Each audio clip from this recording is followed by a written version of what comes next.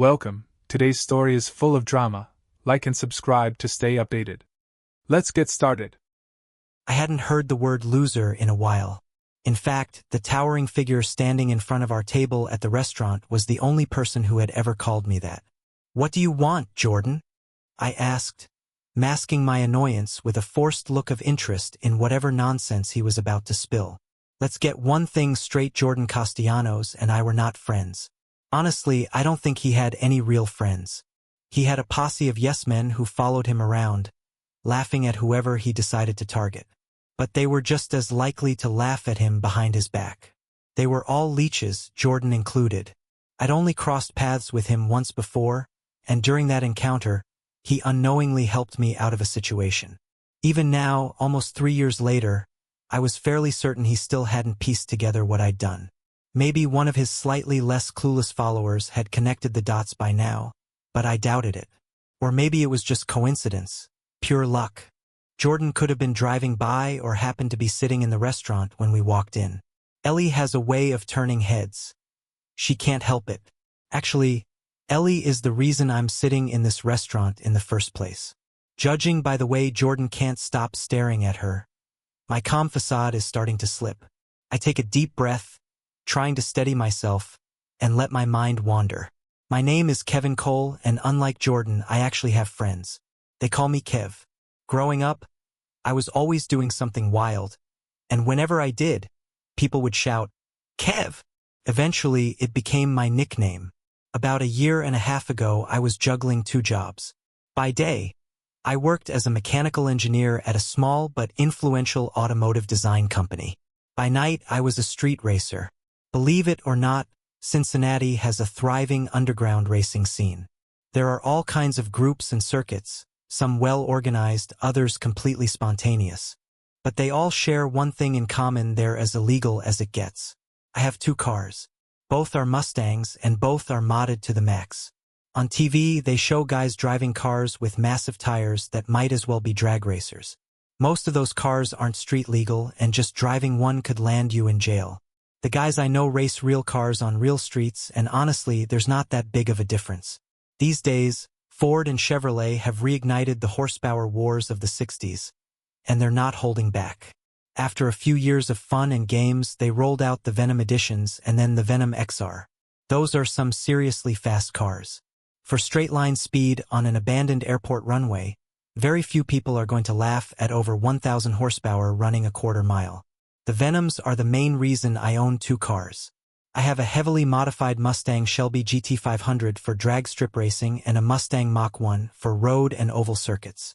As much as I love what Ford did with those cars, I handled all the modifications myself. On the GT500, I focused on boosting both horsepower and grip.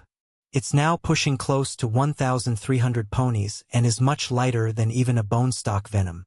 It's simple math: more horsepower in a lighter car is tough to beat.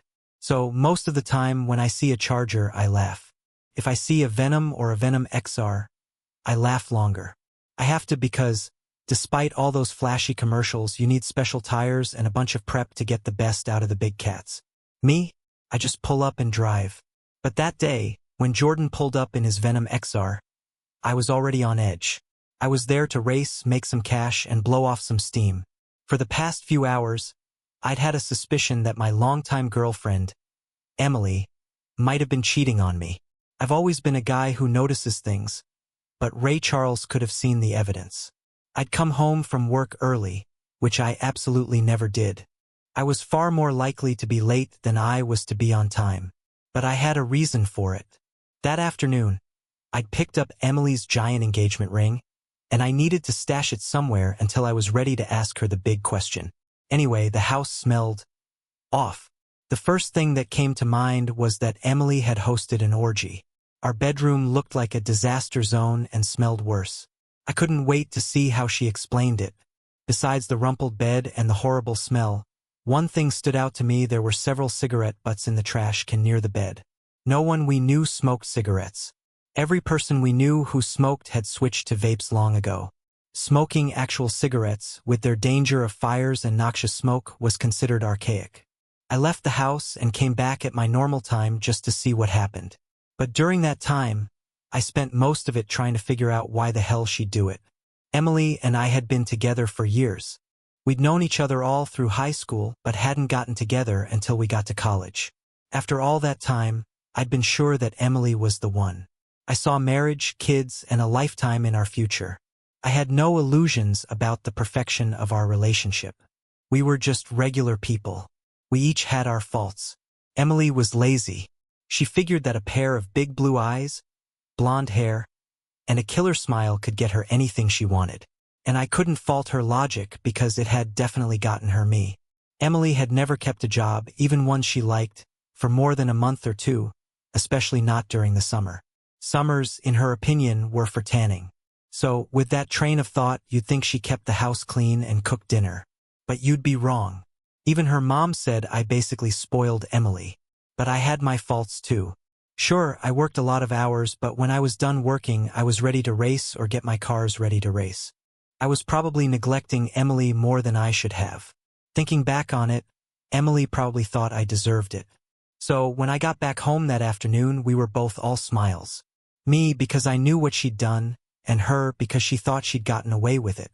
But Emily clearly wasn't done with me. When I grabbed my helmet and fire suit, Emily announced that she wanted to come to the track with me. She hadn't come out to see me race in nearly a year. My mind started racing faster than my car. I was sure she was doing it as a way to help her get over whatever guilt she felt about cheating on me. I was also sure that the final step in her making amends would be to give me some mercy sex when we got home. In her mind, we'd be even after that. In my mind, we'd never be even again. The only thing we could ever be from then on was done. As I said, neither of us was perfect. If Emily was upset about something I did, or didn't do, all she had to do was say something. God knows she never had a problem sticking her hand out when she wanted something. So there we were at the track. Just as I was figuring out who to approach for a race, Jordan Castellanos pulled up. He was as big as a barn and twice as square. I'd heard a bit about Jordan around town.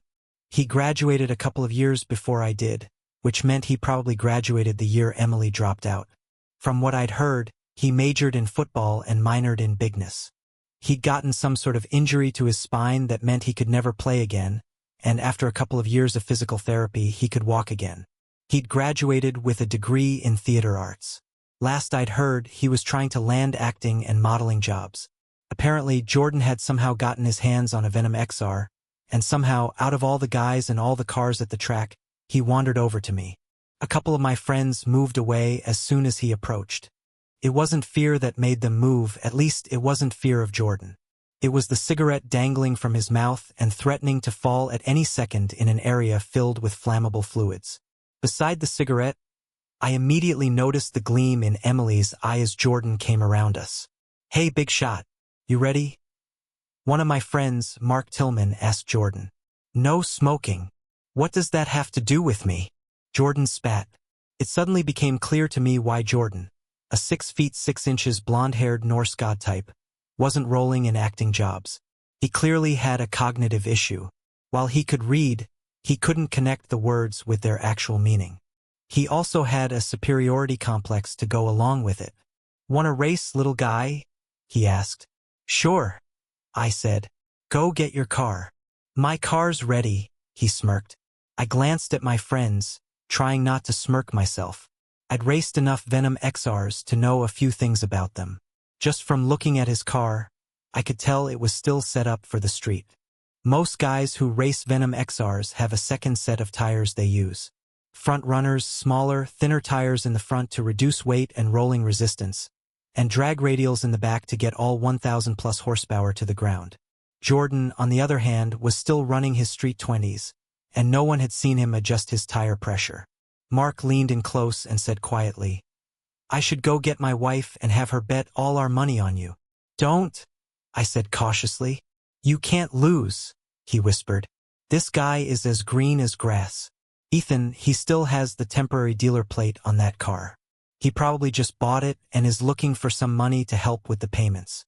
He's easy pickings. He didn't even ask to look at our engine or ask for a head start. He's probably going to win," I said. Mark stared at me, dumbfounded. "How?" Is he the second coming of Jesus Christ? That's what it would take. You've beaten Venom XRs every night, even against guys who know how to use them. Our car is at least 200 pounds lighter, it makes almost 300 more horsepower, and you have those freaky reflexes. There's just no way. Trust me, Mark. There's something off about this, I said. Mark shook his head but followed me as I walked back toward Jordan. So, what are we racing for? I asked. How much? I don't need money, Jordan spat. Racing for money just makes you a sellout. Yeah, well, racing for free makes you broke, Mark shot back. I'm not racing for cars, I said. Relax, little guy, Jordan sneered. I know all about your car. I've raced several Mustangs today, beaten both the 4-cylinder and the 8-cylinder models. I have no use for your little toy car. He clearly didn't realize that my Mustang Shelby GT500 was about as far above a regular Mustang as his Venom XR was above a sedan. He was in for a shock. So, what do you want? I asked, smirking. Jordan's eyes shifted to Emily, who was standing with her arms crossed, pretending not to notice. Yet somehow, she managed to flash a smile in his direction. Her, he said, nodding toward Emily. If I win, she's mine. The crowd erupted in murmurs, and Emily's eyes went wide for a moment. Then, to my shock, she smiled and said, I trust you, babe. It all made sense then. The only thing I couldn't figure out was whether Emily was playing him, or me. She had to know I rarely lost at the track. Maybe she was doing this to make Jordan think she was into him, to mess with his head. Maybe she was trying to make me jealous. Or maybe she was just tired of me and wanted to walk away without having to do the dirty work herself. Maybe Emily thought that if Jordan showed interest in her, I'd finally pay her more attention. Or maybe she just wanted out. The truth was, I didn't care anymore. Her smile wasn't enough to fool me. I'd seen too much, and her actions had spoken louder than anything she could say. Okay, I said, loud enough for the crowd to hear. If you win, she's all yours. Emily's eyes widened further, and for the first time, I saw something resembling doubt flicker across her face. She quickly recovered, brushing her hair back and smiling again, but I caught the hesitation. And if I win? I asked Jordan. The car, he said confidently. I laughed. Why the hell would I want a car that I'm about to beat? And just for the record, how did you know Emily and I were together? She could be with any one of my friends here, you know. Are you some kind of modern-day Sherlock Holmes? I made sure to speak loud enough for everyone to hear, including Emily. Her smile faltered. Good. Jordan's face turned red with anger. Fine. You're afraid to race me. I get it. He turned to Emily and said, You're better off with me anyway. Before I could respond, Mark grabbed my arm. Kev, this guy is a joke. You can't lose. Just race him. Shut him up. And let's get out of here. I shook my head. It's not that simple. Mark lowered his voice. What do you mean it's not that simple? You've got this in the bag. This guy doesn't know what he's doing, and you've got at least 400 more horsepower than he does. It's not about the car, Mark, I said. It's about her. Mark looked over at Emily, then back at me, his face softening. Kev, if you don't race him, she's going to think you're scared. Is that what you want? I sighed and turned back to Jordan. All right, let's do this. The crowd erupted in cheers. Jordan smirked and puffed out his chest, trying to look impressive. Emily gave me a quick smile, but I ignored her. We lined up our cars at the starting line. The tension in the air was palpable. Jordan revved his engine, the roar of the Venom XR echoing across the track. I could see him glancing over at me, trying to intimidate me. I didn't flinch. I focused on the track ahead, blocking out everything else. The starter raised his hand, and the crowd went silent. My heart was pounding, but my hands were steady on the wheel. The hand dropped, and I floored it. My Mustang roared to life, the tires gripping the asphalt as I launched off the line. Jordan's Venom XR spun its tires, struggling to find traction. By the time he hooked up, I was already pulling ahead. The first stretch was easy. My GT500 was built for this. The torque pushed me back into my seat, and the track seemed to blur around me. I stole a quick glance in my rearview mirror. Jordan was far behind, still trying to control his beast of a car. The crowd was going wild as we neared the halfway point. Jordan's car finally started to gain ground, but it was too little, too late. I had already built up a massive lead. As we approached the finish line, I glanced at Emily standing on the sidelines. Her expression was unreadable, probably a mix of shock and disbelief. Maybe she thought I'd throw the race. Not this time. I crossed the finish line with a solid 3-car length lead. The cheers were deafening, and I let out a breath I didn't realize I'd been holding. Jordan screeched to a stop a few seconds later, slamming his door as he got out. His face was red, and he was shouting something, but I couldn't hear him over the crowd. Mark ran up to me, clapping me on the back. "Told you. That was a walk in the park, man." I got out of the car and walked over to Jordan. He was fuming, pacing back and forth and mumbling to himself. "Good race," I said, extending my hand. Jordan glared at me and swatted my hand away. "You got lucky. There's no way you're better than me. I'll get you next time." "There won't be a next time," I said calmly. Jordan's face twisted in confusion. "What do you mean?" "I mean, I'm done with this. I've got nothing to prove to you or anyone else." I turned and started walking away, but Jordan wasn't finished. "Hey!" he shouted. "What about her?" I stopped and looked back at him. Emily was standing a few feet away, her arms crossed and her expression icy. "She's all yours," I said, my voice steady. The crowd went silent. Emily's jaw dropped, and she took a step toward me. "Kev, what are you talking about?" I shook my head. "You made your choice a long time ago, Emily. I'm just making it official." Her face crumpled as the realization hit her. "Kev, please." I didn't let her finish. I turned and walked away, leaving her and Jordan standing there. Back at my car, Mark was waiting for me. "You okay, man?" "Yeah," I said, climbing into the driver's seat. "I'm better than I've been in a long time." As I pulled out of the parking lot, I felt a weight lift off my shoulders. For the first time in years, I was free. I drove in silence for a while, letting the cool night air rush through the open windows of my car. The city lights blurred into streaks as I sped down the highway, the rumble of the engine the only sound accompanying my thoughts. For the first time in what felt like forever, I didn't feel tied down or weighed down. Emily, Jordan, all the drama, it was behind me now. I pulled into my driveway and parked the Mustang in the garage.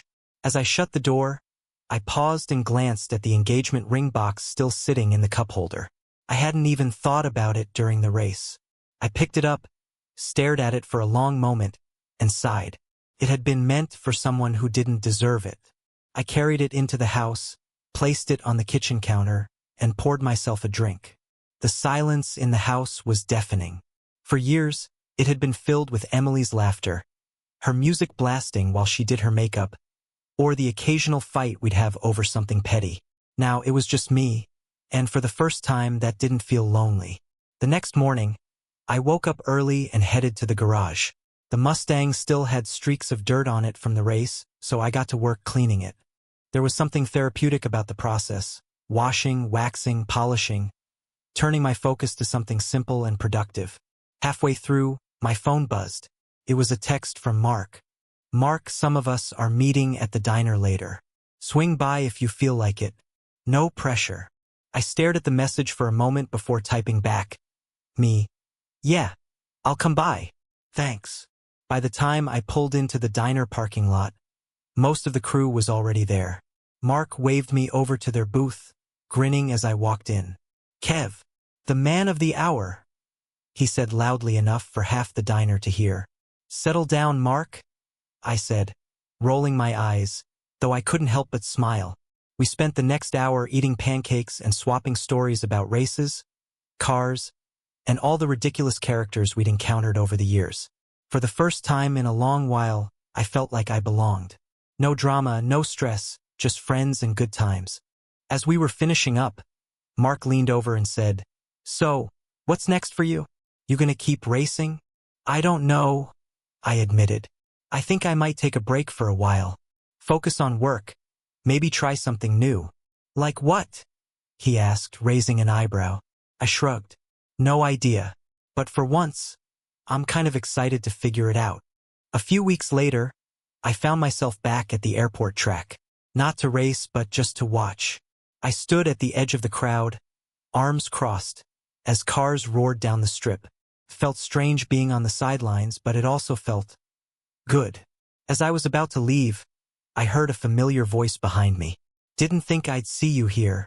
I turned around and saw her. Samantha Reese. She was a regular at the track back in the day, known for her sharp wit and even sharper driving skills. She was wearing a leather jacket and jeans, her hair pulled back in a ponytail. I could say the same about you, I replied, smiling. She tilted her head, studying me. You're not racing? Not tonight, I said. Just watching. She smirked. You've changed. Maybe, I said, but not entirely. Her eyes sparkled as she leaned in slightly. Good, because I was hoping to challenge you to a race sometime. I laughed. Is that so? Yeah, she said, grinning. But not tonight. How about we start with coffee?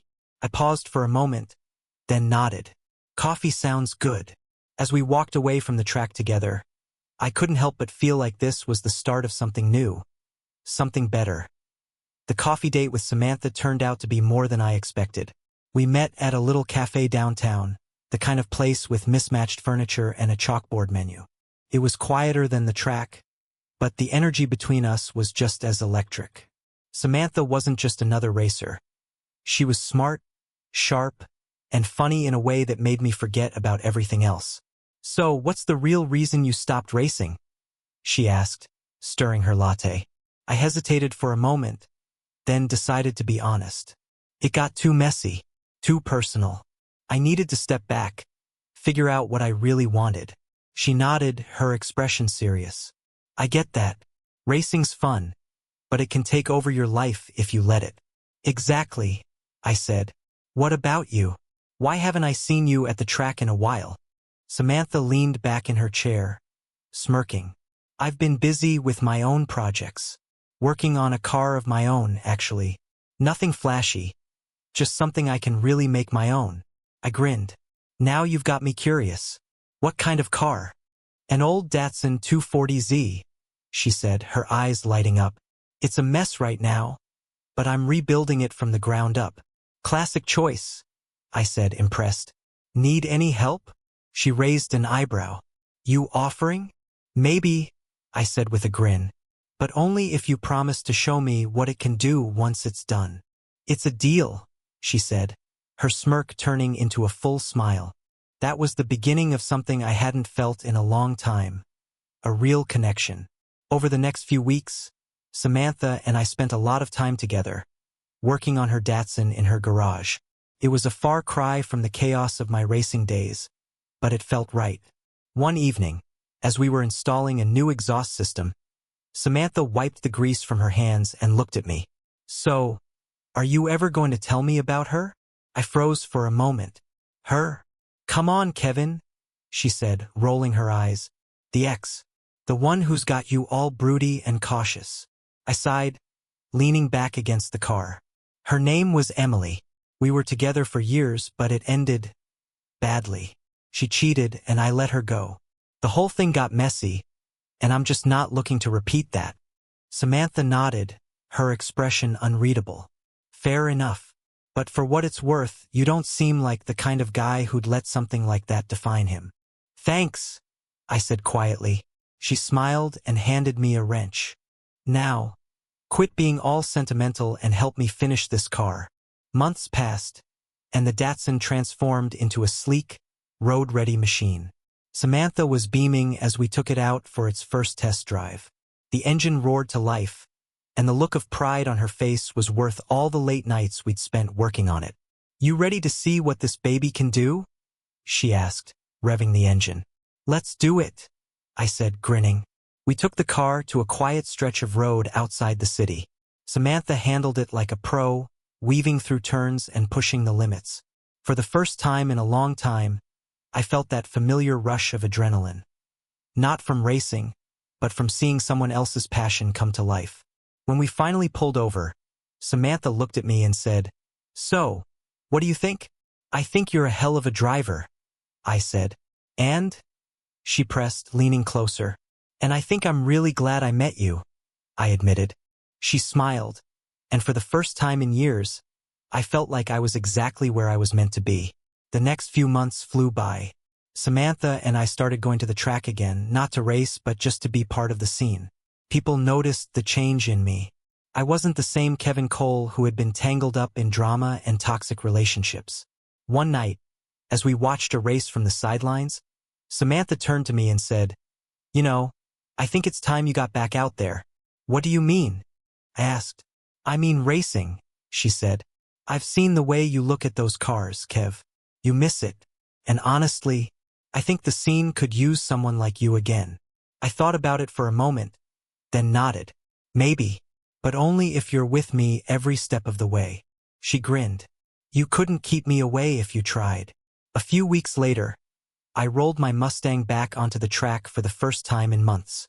The crowd cheered as I pulled up to the starting line, Samantha standing by my side. For the first time in forever, I wasn't racing to prove anything to anyone. I was just there to do what I loved, with someone who understood me completely. And this time, I knew I was finally racing towards something good. The night air at the track buzzed with the excitement of engines roaring and tires screeching. My Mustang gleamed under the lights, ready to reclaim its legacy. Samantha stood by my side, her arms crossed, giving me that confident, knowing look that somehow made me feel invincible. "Who's your first victim?" she teased, nodding toward the lineup of cars and drivers itching to challenge me. "I'm thinking I'll start small," I said with a grin. "No need to scare them all off just yet." She smirked. "Sure, because everyone here doesn't already know what you can do." It wasn't long before someone approached. A tall, wiry guy in his early 20s, wearing a backwards cap and a cocky smile. "Hey, you're Kevin Cole, right? The guy who disappeared for months?" "That's me," I said, leaning casually against my car. "I've heard the stories, but I'm not impressed." "Let's see if you're as good as they say," he challenged. "Name the stakes," I said, keeping my tone calm. He grinned. $1,000. Straight run, quarter mile. I glanced at Samantha, who raised an eyebrow as if to say, "You're really going to make this guy eat his words, aren't you?" "You're on," I said. The cars lined up at the start, engines revving, the smell of burnt rubber filling the air. Samantha stood near the crowd, her arms folded, watching intently. As the starter raised the flag, I felt a familiar rush of adrenaline, a mix of anticipation and calm focus. The flag dropped, and my Mustang leaped forward, the tires gripping the pavement with precision. The other car, a heavily modified Dodge Charger, didn't stand a chance. By the halfway point, I was already a full car length ahead, and by the finish line, it was more like 3. The crowd erupted as I slowed and circled back to the starting line. Samantha was grinning ear to ear as I pulled up beside her. "Still got it," she said, leaning into the open window. I laughed. "Did you ever doubt me?" "Not for a second," she replied, planting a kiss on my cheek. The night carried on with more challenges, more wins, and more reminders of why I loved racing. It wasn't just about the cars or the speed. It was about the community, the shared passion, and the thrill of pushing the limits. By the end of the night, I'd won every race I entered, but it wasn't the victories that stood out. It was the way Samantha looked at me, the way she believed in me. For the first time in years, I felt like I wasn't racing to fill a void or prove something. I was racing for the pure love of it, and for her. As we packed up to leave, Samantha leaned against the Mustang, looking up at the stars. "So what's next, Kev? Back to the usual grind? Or are you ready to take this further?" "What do you mean?" I asked, tossing my helmet into the back seat. "I mean, you've got something special here. You could do more than just race at the track. Maybe even go pro," she said, her eyes gleaming with excitement. I laughed. "You think so?" "I know so," she said. "You're not just some guy with a fast car. You've got the skill, the instincts, and the drive. Why not see how far you can take it?" I thought about it for a moment. The idea of going pro had always been a distant dream, something I'd fantasized about but never seriously pursued. But with Samantha by my side, it didn't seem so impossible anymore. "All right," I said finally. "Let's do it. But only if you're with me every step of the way." She smiled, leaning in close. "Always." Over the next few months, Samantha and I threw ourselves into making that dream a reality. I upgraded the Mustang, fine-tuning every detail to make it race-ready for bigger competitions. Samantha handled the logistics, networking with promoters and securing entry into regional events. Our first big race was at a professional circuit just outside Chicago. The stakes were higher, the competition tougher, but I was ready. Samantha stood in the pit, headset on, managing the team we'd pulled together. As I sat in the car, waiting for the green light, I glanced at her one last time. She gave me a thumbs up, her confidence radiating across the track. When the light turned green, I launched forward, the roar of the engine drowning out everything else. The track blurred around me as I pushed the Mustang to its limits, weaving through corners and blasting down the straightaways. It wasn't just a race, it was a statement, a reminder of who I was and what I could do. When I crossed the finish line in first place, the crowd erupted. Samantha ran to meet me as I pulled into the pit, her arms wrapping around me as soon as I climbed out of the car. "I told you," she said, laughing. "You're unstoppable." I held her close, grinning from ear to ear. "Not without you." From that point on, life became a whirlwind of races, road trips, and late nights in the garage. Samantha and I built a life together, one filled with passion. Not just for racing, but for each other. Looking back, I realized that losing Emily wasn't the end of my story. It was just the beginning. And with Samantha by my side, I knew the road ahead would be the ride of a lifetime. The following years became a blur of high-octane races, victories, and the steady climb towards something bigger than I'd ever imagined. Samantha and I weren't just partners on the track. We were a team in every sense of the word. She handled the logistics, I handled the wheel, and together we were unstoppable. Our reputation grew. What started as small regional races turned into invitations to national circuits. Sponsors began taking notice. My Mustang became a household name in the racing community, a symbol of precision and grit. But it wasn't just the car, it was the story. People loved the tale of a small-town racer making his way to the big leagues with nothing but determination, talent, and a fiery red-haired partner by his side. One night, after a particularly grueling but rewarding race in Atlanta, Samantha and I sat on the hood of the Mustang, looking out at the skyline. The trophy for first place sat between us, glinting in the moonlight. "You know," she said, her voice soft, "I used to dream about nights like this."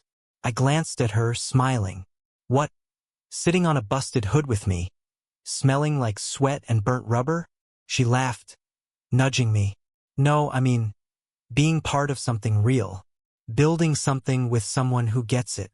I reached for her hand, intertwining my fingers with hers. "You're the one who made this real, Sam. Without you, I'd still be stuck at some random track, racing for pocket change." She leaned her head on my shoulder. "I think we both needed this. Not just the racing, but this life. Together." I kissed the top of her head, the moment heavy with gratitude. It wasn't just about the wins anymore. It was about the journey we were on, the bond we'd built, and the future that lay ahead. A year later, we hit the big time. The phone call came on a quiet Thursday morning. I was under the hood of the Mustang, tightening a bolt, when Samantha came running into the garage, her phone in hand. "Kev," she shouted, nearly out of breath. "You're not going to believe this." "What?" I asked, straightening up and wiping my hands on a rag. She thrust the phone into my hands. On the other end was an agent representing a major racing league. They wanted me to join the circuit, a chance to race professionally at an international level. It was the kind of opportunity racers dreamed of but rarely achieved. As I hung up the phone, I looked at Samantha, stunned. "This is it," I said. "This is the moment we've been working for." She beamed, throwing her arms around me. "I knew you could do it." The transition to professional racing wasn't easy. The competition was fiercer, the stakes higher, and the spotlight brighter than ever before. But Samantha and I thrived under the pressure. We adapted, evolved, and pushed ourselves harder than we ever thought possible. The first season was a roller coaster. There were wins, losses, and moments that tested every ounce of our resilience. But through it all, Samantha was my rock. Whether I was celebrating on the podium or fuming over a mistake, she was always there, keeping me grounded. By the second season, we were a force to be reckoned with. The Mustang had undergone countless upgrades, its performance fine-tuned to perfection. And me, I'd learned to channel my adrenaline, using it to sharpen my focus instead of letting it control me. One of the most defining moments came during the championship race in Las Vegas. It was a grueling circuit, with tight turns and unforgiving straightaways. The air was electric as the crowd roared, the pressure of the championship title weighing on me. Samantha leaned into the car window just before the race started, her green eyes locking onto mine. "You've got this, Kev," she said. "No matter what happens out there, I'm proud of you." Her words stayed with me throughout the race. Every corner, every pass, every burst of speed. It was all for her, for us. When I crossed the finish line in first place, the roar of the crowd was deafening. But all I could hear was my own heartbeat and the sound of Samantha's voice cheering me on. She was the first person I hugged when I climbed out of the car, the championship trophy in hand. The cameras flashed, but all I cared about was the look of pride on her face. Years later, as I stood in the garage, looking at the Mustang that had carried me through so many chapters of my life, I felt an overwhelming sense of gratitude. Samantha walked in, her hands on her hips, a knowing smile on her face. "Still staring at that thing like it's the love of your life?" she teased. I grinned, pulling her into my arms. "Second love of my life," I said. "You'll always be first." She rolled her eyes playfully. "You're lucky you're cute, Cole. We'd come so far from where we started. The races, the victories, the setbacks, they'd all shaped us into the people we were today. But through it all, one thing had remained constant: our love for each other and our shared passion for the road ahead." And as I looked into her eyes, I knew the best was yet to come. A few years later, life had shifted into something I'd never thought possible. Samantha and I weren't just a team on the track anymore. We were building a life that felt more like a dream than reality. The trophies stacked high in our home were a testament to our shared efforts, but it was the smaller things, like the quiet mornings in the kitchen or the late-night drives, that defined our happiness. One evening, after a long day at the track, Samantha and I sat on the porch of the house we'd built together. It was just outside the city, surrounded by open fields where you could hear the hum of the wind instead of traffic. The Mustang, still my pride and joy, sat gleaming in the driveway, retired from professional racing but always ready for one last run. "I think it's time," I said, staring out at the horizon. Samantha looked at me, raising an eyebrow. "Time for what? Don't tell me you're thinking about getting another car. That garage is already packed." I laughed, shaking my head. "No, nothing like that. I mean, it's time for us to start the next chapter." She tilted her head, studying me. "And what's the next chapter, exactly?" I reached into my pocket and pulled out a small velvet box. Her eyes widened as I opened it to reveal a diamond ring. A simple, elegant design that felt like it belonged to her. I'd been holding on to it for months, waiting for the perfect moment. "Samantha Reese, you're the best thing that's ever happened to me. You believed in me when I didn't believe in myself, and you've been my partner through every twist and turn. I don't know what the future holds, but I know I want you by my side through all of it. Will you marry me?" Her mouth fell open, and for a moment, I thought she was going to tease me or crack a joke. But then her expression softened, and her green eyes shimmered with tears. "Of course I'll marry you," she said, throwing her arms around me. "You idiot. Did you think I'd say no?" I laughed, holding her close. "I wasn't sure. You do like to keep me on my toes." She pulled back just enough to look me in the eyes. "Always. Our wedding was as unconventional as we were. Instead of a church, we got married at the track where it all began. Friends, racers, and family gathered in the stands, cheering as we exchanged vows at the starting line. Samantha wore a sleek white jumpsuit instead of a dress, and I had grease stains on my hands from fine-tuning the Mustang earlier that morning. It was perfect. After the ceremony, we climbed into the Mustang together and took one final lap around the track as husband and wife, the crowd cheering us on. For the first time in my life, I wasn't focused on speed or competition. I was focused on her. The years that followed were filled with joy, challenges, and growth. Samantha and I started a small performance garage, helping others build their dream cars. It became more than a business. It was a passion project that allowed us to share what we loved with the community.